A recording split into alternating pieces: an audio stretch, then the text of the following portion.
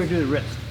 So we have a couple more things to do. So you take your left hand, put it on your wrist, and what I'm gonna do is I'm gonna grab it and I'm gonna rotate my wrist. So grab it really good and then rotate. So you're like, you feel that counter stretch? Yeah. Okay, so now you got it stretch, a rotation. Now what I want you to do is to pull it and then move the hand around slowly. Now this one here, you can actually move the body around and you'll get a real difference. Put it above your head and you'll feel it stretching your lat and reach way out like this, down and out. Yeah, way over. Yeah, like that, reach even further. See how that works? Yeah. Okay, awesome. Now we're gonna do one more funny one on that side.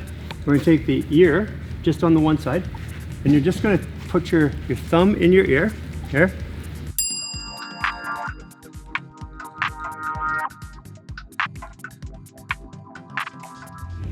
And you're going to twist the ear. More like, yeah, that's good. Now open and close your jaw. He said this will help my hair grow back. Open and close your jaw. I did we can work miracles, not that one though. Okay, so open and close your jaw. And then move your head around to it. Move angles and rotation. Okay, oh, I gotta crack them again. Okay, now let's walk again and see how much I increased it. That's just, the right side feels so just Loose. yeah. Yeah. Left side feels restricted. Now I'm gonna do one thing at the end to balance this off. Your toes account for 22% of your forward motion. So if your toes aren't moving properly, you have to use 22% more energy. So what is that equivalent over a run, like a marathon? Massive. Yeah. Yeah, 22% less energy to run or 22% more. So we'll get that at the end. So everything's feeling pretty good right now. Okay, so let's go and we'll do the other side. We'll pair that back up and then we'll do a finishing move. Yeah. And that's simple. And this whole thing, you can do the whole thing from start to finish in 10 minutes. Okay. Okay, sit down here. Because when we do it for ourselves, we're not going to do it at one side. We're going to do both sides together. Yeah. Okay, so left foot over. Grab the ankle with the right hand, left hand on top, and then again, whichever way. I just want to do a snake bite, and then twist, and then move. Yeah, there we go. Awesome. And you feel that good stretch, right? Well, just watching your foot move, this is something I noticed as I've spent a lot more time working on my feet, is just even like the space in these top bones, like I have more play that I can get them to bend and fold, and just even the way your foot moves is you have, so I think like the hand has this lateral play. And like my feet have restored and become like, there's Your more feet space. Are actually, you're the first person that touched whose feet are even close to mine, yeah? Well, if I'm not living in alignment, you know. Yeah. But it's like being able to just spend time and like load Like that this. stuff. Yeah, load it, yeah. Yeah. So I mean like that. But just starting to think about that is like just seeing the way your feet move laterally. It's like, okay, there's some areas of that. Here's a way you can increase that. Put your one thumb there on the right between the metatarsals. Take the next thumb, pull it, and just move it. So pulling it apart more like this. Okay. So one thumb way up here, and one thumb here. Just pull it apart. Yeah, there you go, and breathe. Hold it. See, it's the holding with slow movement. Because we move fast, the muscles kick in. This is just fascia. Okay, you feel that little change? Yeah. So it's widening your metatarsal. And there is a torque move, which we have on our YouTube channel. So you can actually torque it, pull it away. So like you actually torque it like this and pull it away. Ooh, okay. Feels good, eh?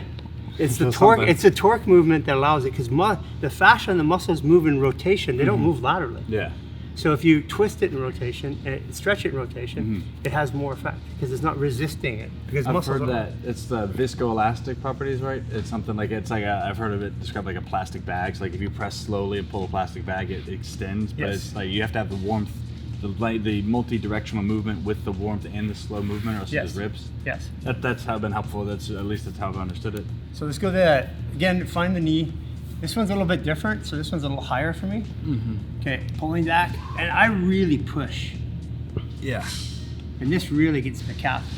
And I don't know if you know this, but they call the calf the pump for the heart, because your circulatory system basically just circulates all day long, and it's a siphon. So that calf is more apt to be a pump, and the heart is more apt to be a dam. it restricts blood. Now we have a video of a dissected heart and a guy explaining it on our in our community portal on our app. Super cool. I'll have to show it to you when we come up to Canada. I'll show Yeah, you. that's beautiful. Okay, let's go up and do the hamstring. So again, hands behind. Find that area where it's about the tightest. And usually mine tend to be right at the bottom because the way I move, I tend to get tight right around the knee. So pull it back, get a good lock, step back, straighten that knee, and then move. And you see runners doing stretches all the time. Now, these are ideas I got when I was working with runners like Dyson Gay, Ashinda Demas, stuff like that. These are all Olympic runners. Now, the person. Oh, we forgot to do the knee, so we'll do the knee. That's a neat thing. Now, if I were watching this at home, two things I think are valuable is one, I'm doing this to myself, meaning that it's not necessarily something I'm dependent on him to do for me, which I think is always valuable when it comes to like any type of methodology with your body. Is like how much power does the practitioner give you as an individual to do it? So that's one. And two, even though people can't see fascia, your skin's all connected, right? If you have a cut and you're bleeding, that's not a good thing. So like the idea that you have a second layer of tissue underneath that, it shouldn't be so far-fetched. But it really, like, that's what we're working on, is creating tension, right? Yeah. So bring that knee up, torque it, and torque it really hard from internal. So like this, get a good grip, and then drop it down, turn your head away from it to the left, and breathe. Tighten your spine and you get more.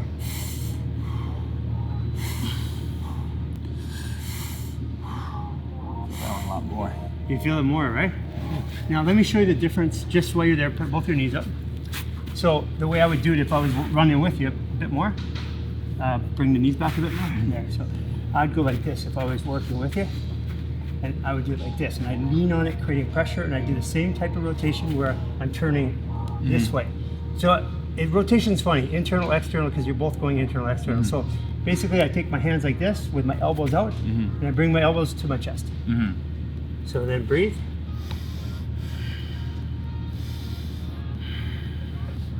And then, I feel that literally going up on my left hip. yeah, you can. Now, if I go like this, you'll feel it more. Turn your head away. This is if you have a partner, and then slowly back the other way. Turn your head the other way. But if you don't have a partner, everything has to be done, like you said, by yourself. But you see how much more effective that is? Yeah, and that's so I was working with Aisha yesterday, just feeling the hip, and it's amazing because you wouldn't think that, but I literally feel this in that like femur, like the rotation of the femur and the glutes, like the muscles cramp, and I know I have weaknesses on. It's a lot. Let's go see how you feel. Because you were saying yesterday, you wouldn't just the shit hips. What do you feel? So like in the head of that femur, there's like I guess acetabular is what we call it. Yeah. Literally feel the, like when you're rotating the knee, just even rotating the skin of the knee, I feel that creating a counter rotation at that joint. It seems like, and that's creating. How does it affect your motion? Because when I first started, it's like I can feel I have a very asymmetrical gait, and I've always kind of chalked it up to like a leg length discrepancy, which I think is fairly normal. But the degree to which I let that. Well, it's not a leg length discrepancy. I've only met 4 people in my career that have an actual femur that is short. Okay. It's the hips are out, or it's sitting in the fascia differently. Because I can still have the same length, but as the femurs go in, as they go into the fascia, right? One could be forward and slightly up, one could be back.